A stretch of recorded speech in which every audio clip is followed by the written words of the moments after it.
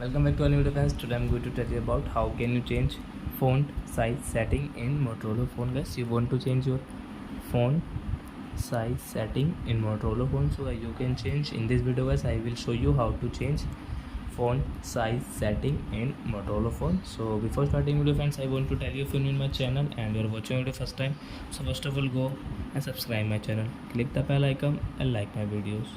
So now let's start video. First of all, open your phone setting. Then guys, click on display, font size.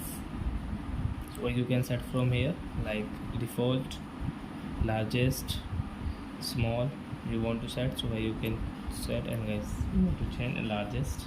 And guys come back, font size you can see friends.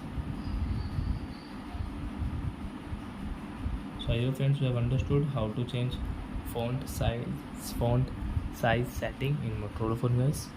So I hope friends you have understood how to change. So that's it guys, thank you for watching our video guys. Now we will meet our next video with new topic. Before guys, please go and like and subscribe my channel.